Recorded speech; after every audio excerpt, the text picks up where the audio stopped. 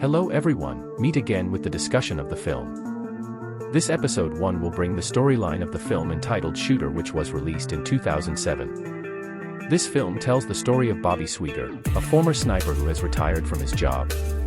And his best friend died on a mission that they were both carrying out together. Bobby decided to retire because of the hurt he felt. Because of the betrayal, he planned to take revenge. This film was directed by Anthony Fuqua and stars Michael Pena, Danny Glover, Kate Mara, Levon Helm, and Ned Beatty. Without further ado, let's get straight into the storyline. The film begins by showing an American sniper named Bob Lee Sweeter and his best friend who serves as a spotter named Donnie Fenn. They were both on standby on a hill, then monitored from afar American troops returning from the conflict area. At the same time, they were being chased by several enemy troops. Bob from a distance managed to knock down 2 criminals who tried to block them. After succeeding, the 2 of them actually wanted to leave the location, but from Donnie's radio they received orders to continue protecting the troops who were fleeing from the enemy's pursuit. According to orders, they managed to hold back the enemies. Even these enemies looked confused about where the shots came from. Unfortunately, after several shots, their position was finally known. They were also shot brutally. Donnie tried to ask for help via radio, but their requests were ignored. Then the situation worsened with the arrival of enemy helicopters. Their position was exposed and Donnie was shot. Bob then used a larger rifle to disable the enemy helicopter that was targeting him. 3 years later, Bob managed to escape from the onslaught of enemy troops, but his friend's life could not be saved. Feeling betrayed, Bob decided to retire early from the military and spend time with his dog by living in the mountains. On the other hand, in the city of Virginia, several state officials led by Colonel Isaac Johnson are researching files related to Bob's actions during his time in the military. Historically, Bob is America's best former sniper. Even before he escaped into enemy territory 3 years ago, he had injured 70% of the enemy troops. They decided to come to him in person, but as soon as he set foot there, Colonel Isaac was expelled by Bob. His disappointment with the government could not be forgotten. However, Colonel Isaac was good enough at seducing and managed to persuade Bob to listen to his offer. Where based on the results of the wiretapping, they got information that the president would be killed in 2 weeks and would most likely be killed by being sniped from a distance of more than 2 kilometers. For that, Bob was asked to plan protection for the president in anticipation if the plan to assassinate the president really happened. The American president will visit 3 cities over the next 2 weeks. That way, the agents can anticipate where the enemy attack will come from. But once again, Bob explained that his relationship with his past was over. When Colonel Isaac was about to go home, Bob suddenly seemed interested in the car he was using and asked permission to take a picture of the engine. In fact, he deliberately took a picture of the car plate. And it was known by Colonel Isaac that Bob himself still loved his country very much, and was afraid that his country would be in chaos if the assassination of the president really happened. His soul was called.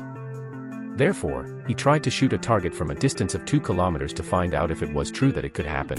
Just so you know, when you shoot a bullet from a distance of more than 1 kilometer, there are many factors that can change the direction of the bullet, starting from wind, gravity, and so on. Only very special people can do it, and Bob is one of them. In the end, Bob took back his words. He was willing to help Colonel Isaac to find a way for the perpetrator to execute the president in the next 2 weeks. After visiting each point in 3 different cities and analyzing them carefully, Bob immediately reported the results of his planning to Colonel Isaac from the 3 cities. Most likely the sniper will kill the president in the city of Philadelphia from the roof of a building with a shooting distance of about 1.6 kilometers. Bob's report was very detailed, making Colonel Isaac and his subordinates amazed. Then Colonel Isaac asked for this plan to be mature, because they planned to capture the perpetrator alive to find out who the mastermind behind this plan was. At the end of the meeting, he asked for help, where on that day Bob could accompany him to catch the perpetrator. Finally, the long-awaited day arrived. The FBI agents began to guard the area. Several sniper guards were already on standby on the roofs of the buildings. Bob and Colonel Isaac monitored from afar in an old building. Shortly after, the local police came into the room and Colonel Isaac introduced him to Bob. Long story short, the president's speech arrived. After calculating the wind direction and so on, Bob reminded Colonel Isaac to mobilize his members to immediately arrest the perpetrator. But what happened was Bob was shot. Suddenly the president was shot mysteriously. Bob's body was hit by 2 shots and fell from a height.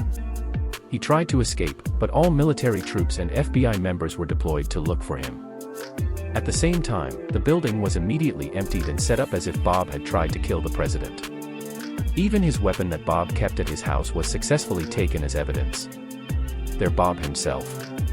In the middle of the escape, he met a young FBI agent named Nick Memphis, because he was forced to slam and take his vehicle which was parked on the side of the road. Bob's own wounds were getting worse. He had to stop the bleeding immediately or he could lose consciousness. He went into an automatic car wash. Bob broke into the back seat to get a first aid kit, which he remembered had become a protocol for all FBI member cars. With simple tools, he managed to treat his wounds a little and escape again. However, he was really surrounded from land and air, until the car he was driving plunged into the river. Fortunately, Bob survived, and managed to escape by hanging onto the ship.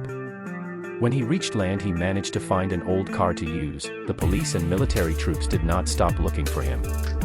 News about him spread throughout the country, while Nick, who was called by his superior because he was considered to be embarrassing the FBI name, also had time to tell his superior about Bob. Nick said, it was not Bob who shot the president but the police who shot him, and it was a trap. But no one in the office believed him. We return to Bob, who is trying to treat his increasingly severe wounds until he finds a shop. However, to avoid being recognized, he short-circuits the electricity in the shop. There he buys several bottles of needle salt water and sugar. Bob's ability to survive can be said to be extraordinary.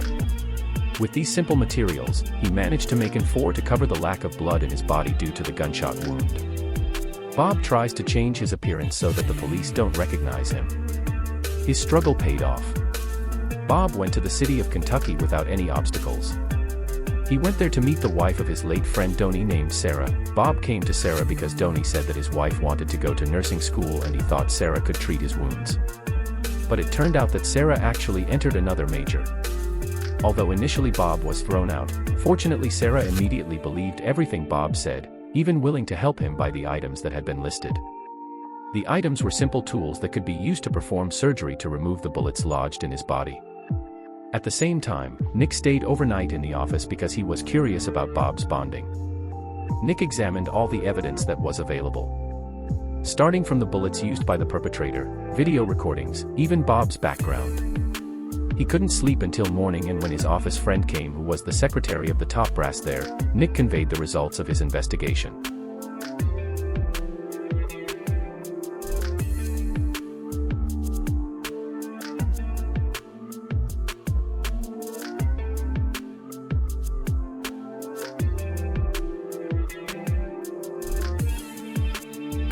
One of the strangest things according to him is how a Bob could miss, and yesterday's shot did not hit the American president, but an African religious leader who was standing right next to the president. Nick showed the results of Bob's past shots from a distance of more than a kilometer where there were 5 shots with changing wind directions. Bob's target point almost did not shift, while yesterday with calm winds suddenly Bob shot someone far next to the president.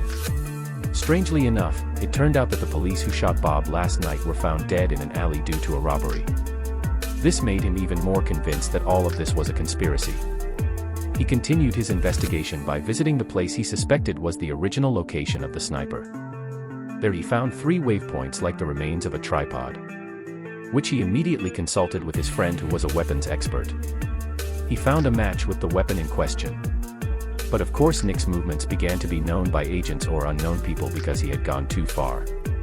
After a week of rest, Bob's wound condition had finally improved, but there was something else that made him even more heartbroken. Because it turned out that when the police searched his house, he shot his beloved dog dead. Bob promised to slaughter Colonel Isaac and his subordinates.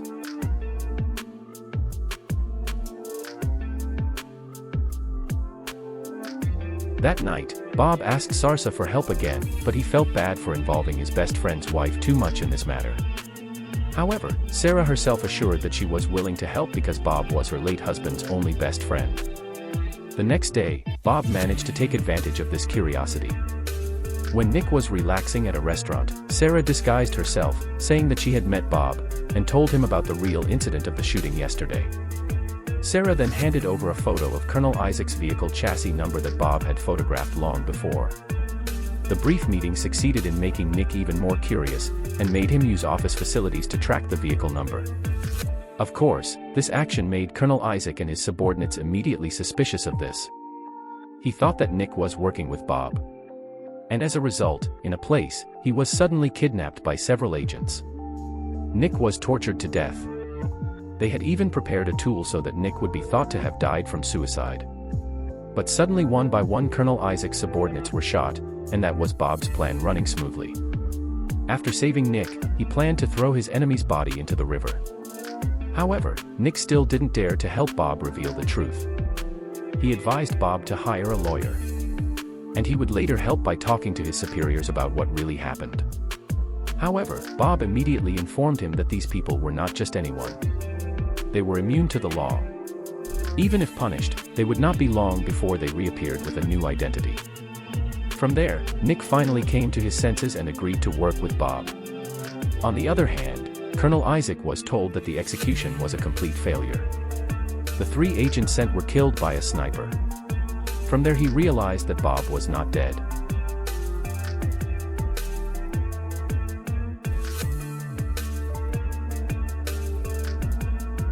Shortly after, one of the other Colonel members informed the results of the investigation that there was one person who might help Bob in healing, namely the wife of his former best friend.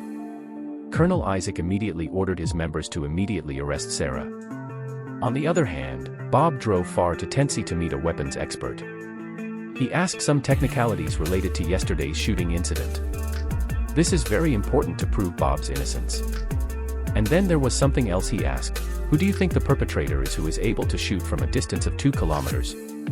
This old man said that currently only Bob Lee Swagger has that ability. The rest have died. But there is one sniper who has the same ability. However, it is said that he no longer shoots because he is disabled due to his last assignment. Suddenly Bob realized that he had met that person. He is one of Colonel Isaac's members. Without wasting time, Nick told his friend to find out where the snack Paratungal is and who is his real identity. It didn't take long at night for Nick's friend to give a reply. But Bob's move this time had been anticipated by Colonel Isaac. To launch his action, he planned to bring a full squad to the location. And so that no one would suspect him, he asked permission from a high-ranking official who was also involved in this conspiracy. What about Sarah's fate? As we expected, she was arrested and tortured by Colonel Isaac's members. Bob and Nick themselves moved quickly. They had analyzed the location of Zerbia's residence. Bob also realized that this would definitely be the Colonel's trap. Therefore, they continued the preparation plan by providing various equipment at the hardware store. From these simple tools, they managed to assemble various types of bombs with remote control. Nick was also trained to use long-barreled weapons to anticipate tomorrow's situation. And the day they had been waiting for arrived to carry out the attack. Nick was tasked with monitoring the movements of the guards around the house from a distance and using the radio to inform the bomb of the information. Meanwhile, Bob executed the one-to-one twin guards along the path he passed. He did not forget to put various bombs that he had made, and his plan went smoothly. Bob managed to enter the house of Zerbia and pointed his gun. But it seems that Zerbia has also been waiting for Bob's arrival there. The two of them began to tell the story of the main reason why Bob was made a scapegoat in the Colonel's plan, where the main target of this murder was not the president, but the religious leader in Africa who was standing right next to him. What was the reason? It turned out that Colonel Isaac was worried that the religious leader would complain to the president about Colonel Isaac and his members who massacred a village in Africa, which contained 400 people. They were all massacred without warning for the sake of an American oil company's pipeline. Their Colonel Isaac also did not work alone. He was just an underling of the senator. As soon as the conversation was over, Zerbia immediately committed suicide. Meanwhile, Nick had warned Bob that the house had been surrounded by dozens of military troops. Bob told Nick to go to position B to carry out the plan they had arranged, various types of bombs that Bob had calculated in such a way. He managed to defeat several troops, and Nick protected them from afar using a sniper. However, a big problem arose when enemy troops used a helicopter to corner them both. But luckily they found a fuel tank that could be used as a weapon to take them down. Until they managed to escape from there. The results of yesterday's battle caused a commotion at the FBI office, because helicopter debris and destroyed property were found at the scene. However, not a single body was found there. Shortly after, Nick called his superiors and said that he had captured Bob, but he could not hand him over to the office or to anyone else. Because now it is not clear who can be trusted. Meanwhile, Colonel Isaac called Bob shortly afterward. He realized that his troops had been defeated so easily, making him threaten Bob using Sarah. However, Bob did not remain silent either. It turned out that he had recorded Zerbaya's confession. And it clearly stated who the masterminds were behind yesterday's incident. Bob even knew the location where the 400 bodies of the oil company victims were buried. As a result, they agreed to meet each other, on the condition that Bob must appear openly. The next day, they finally met in a snow-covered mountain. Colonel Isaac and Sarah arrived by helicopter, as did the senator, and as promised, Bob was seen walking from a distance towards the meeting point. But it turned out that the colonel betrayed again by placing 3 snipers at the location. But don't worry, because all of that had been predicted by Bob. Bob even managed to cut off the arm of one of the colonel's subordinates.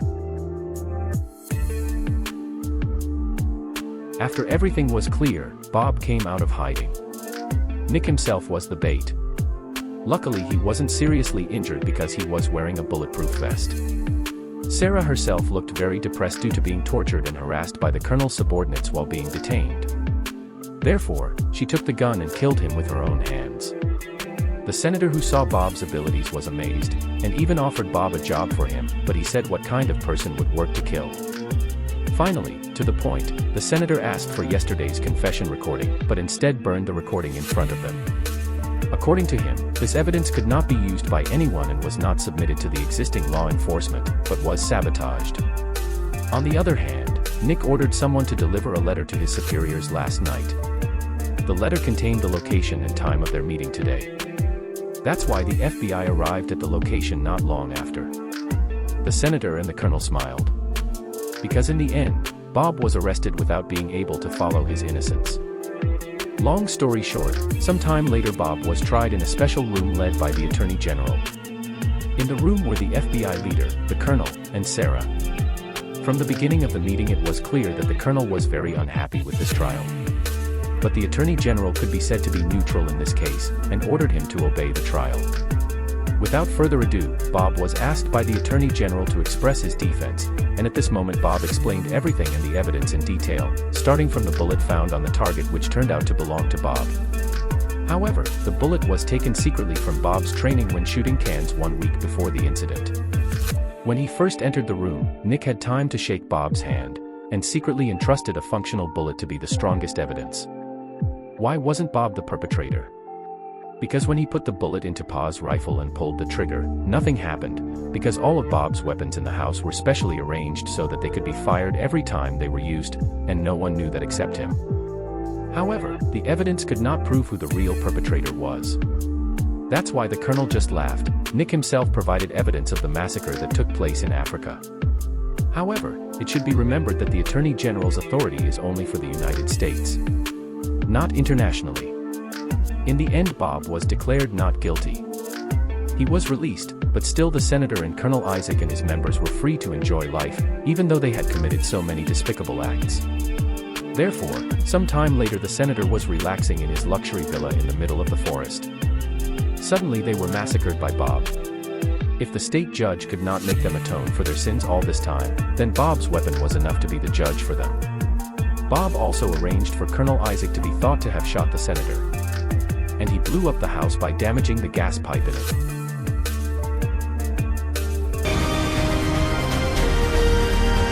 Without realizing it, the night is over. Hopefully you are entertained. See you again in the next episode with another exciting and interesting movie storyline.